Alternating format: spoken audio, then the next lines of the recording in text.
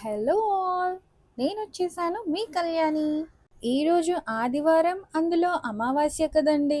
అమావాస్య అంటేనే మనకి దిష్టి, నరదిష్టి, నరఘోష అబ్బబ్బబ్బా! ఒకటి కాదు వందల కొద్దీ. అయితే నేను ప్రతి అమావాస్యకి ఏం చేస్తున్నానో మీకు చూపియాలనుకుంటున్నాను. అందరూ పాటించాలని రూలేం లేదండోయ్!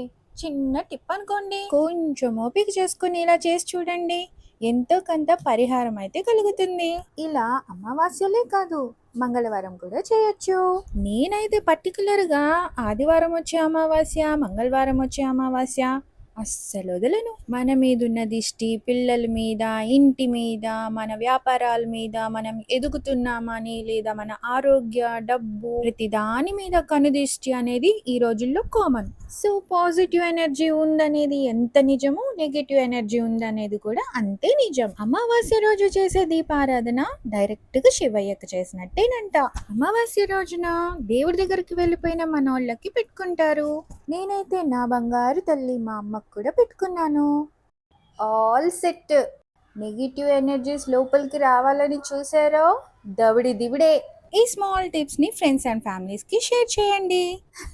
Thanks for watching.